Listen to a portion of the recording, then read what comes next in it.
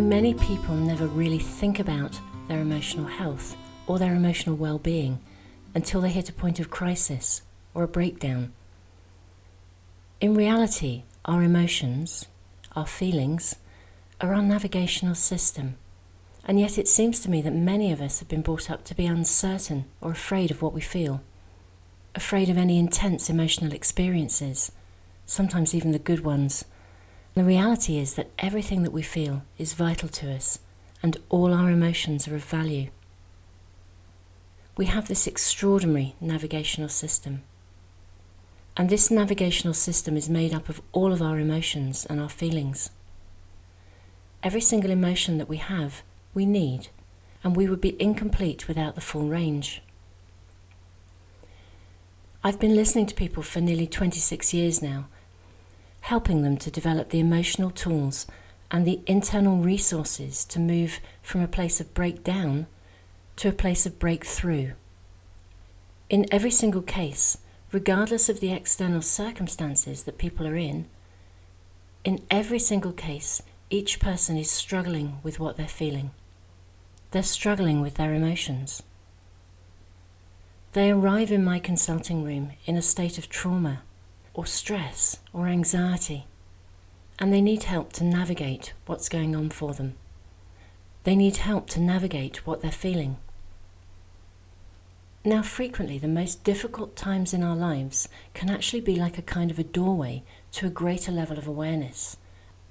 Sometimes trauma in our lives creates a kind of arrival point, a place in time when we shift to a greater level of consciousness. Many people that I meet are at a point of waking up, even if they would rather not, and they're moving into a place of greater understanding, of waking up emotionally. Their perception of life is shifting. They're at a turning point. When your emotions are telling you something, whether it's a happy, blissful feeling or a stressed out, uncomfortable, challenging feeling, your emotions are giving you information. And it's good information. Whether it's comfortable or uncomfortable, whether it's easy or uneasy, it's good information. And if it's uncomfortable, if it's uneasy, it's letting you know something important. It's telling you you're not in a place of harmony. You're not in tune with your own inner well-being. Something's going on.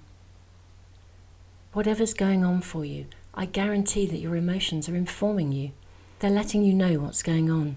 And yet it's quite likely that you may not be listening to what you're feeling.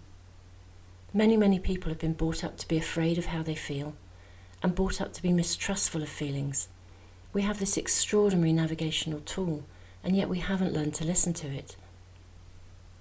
And we live in a culture that reinforces the perception that uncomfortable feelings are wrong or bad, that if you feel unease, then you have some kind of dis-ease, some kind of illness.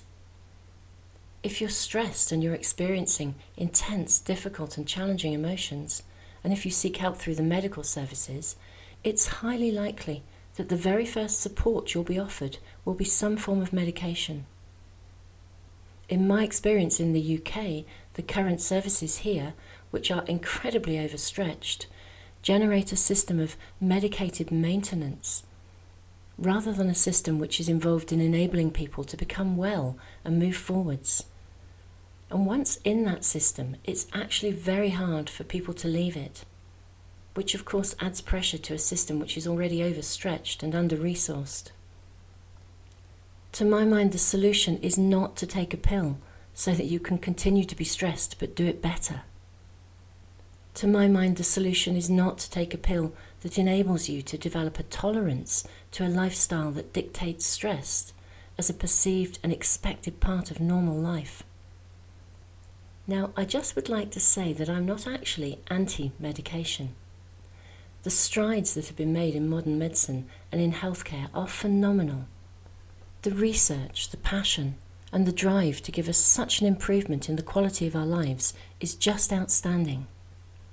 However, what I would like to see, what I really want to see, and this is particularly relevant to my own area of work, is an appropriate and thoughtful system of diagnosis, with an appropriate level of interest and inquiry. I believe it's essential that we develop a culture of what I call non-judgmental inquiry, a space to be interested without fear or criticism. Because without this, without the desire to look deeper, we're fueling a climate which reinforces the perception that any form of emotional difficulty is a bad thing, indeed something to be frightened of. Human beings are 100% relational, and we're emotionally driven. Most of the problems that we encounter throughout our lives are actually emotionally based. A huge number of the problems that we experience in life come from the fact that we don't have a healthy relationship to what we feel. We don't understand what we're feeling, and we get confused and we get frightened. And this means that we can become reactive. It means we're not in charge of our responses to our external circumstances in life. If you think about it, the intensity of our feelings can go from 0 to 1,000 miles an hour in a second. If you were to liken our emotions to a type of car, it's like the Ferrari of all vehicles. It's like the elite of all high-performance cars. And yet for most of us, we've never had any driving lessons. No one ever gave us the manual or the tuition that we needed to be able to use this incredible vehicle to navigate our lives. So we're equipped. We're incredibly well equipped with this extraordinary tool, this extraordinary system, but most of us don't know how to drive. Let's say your emotional experience goes from 0 to 1,000 miles an hour in a second. For most of us, we kind of freak out. It's like this is way more than we can handle. So instead of being able to enjoy the ride, instead of being able to use what we have in its finest and most extraordinary way, instead of being able to take charge of the vehicle and decide what speed we want to drive at, when to put the brakes on, we tend to become frightened of the vehicle that we own. We become frightened of what we're feeling. As soon as fear enters our perception, we inevitably see any intense emotional experiences as bad. Emotions and feelings are frequently classified as either good or bad, positive or negative. I would like to create a completely new classification. I've spoken about this in some of my other audios.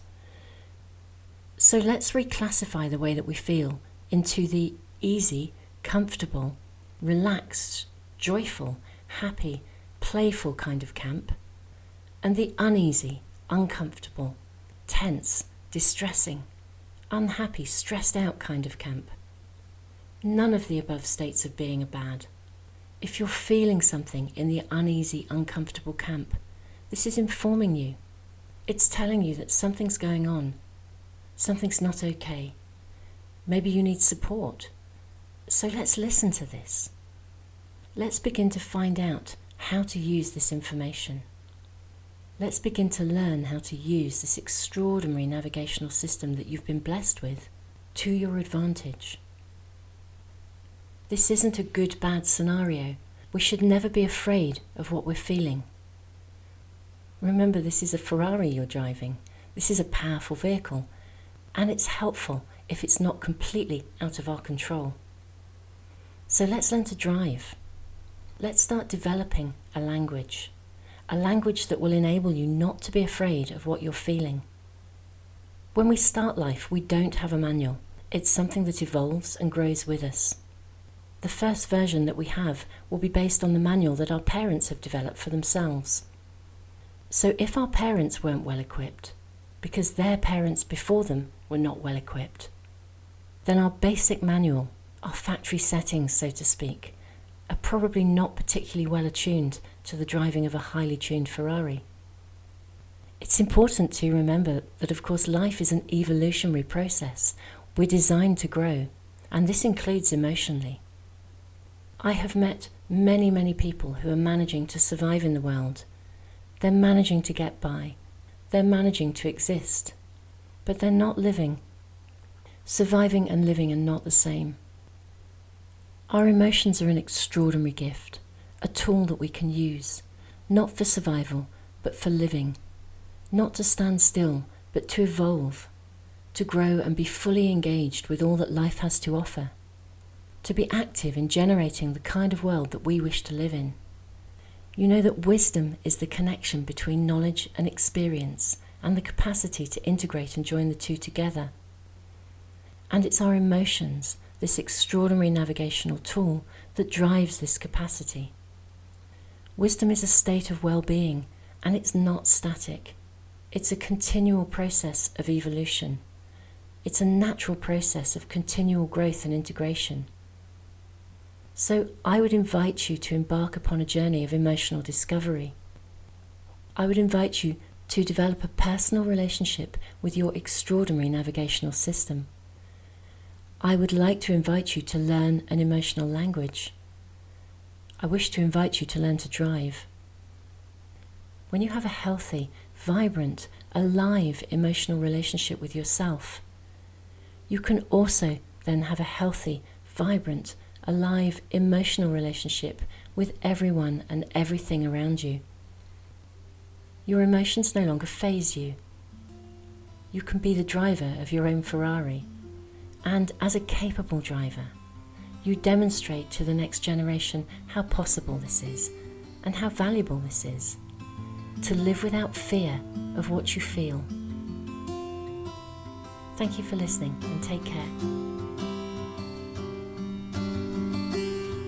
This is copyrighted material 2014. Jenny Burgess, The A to Z of Emotional Health. All rights reserved.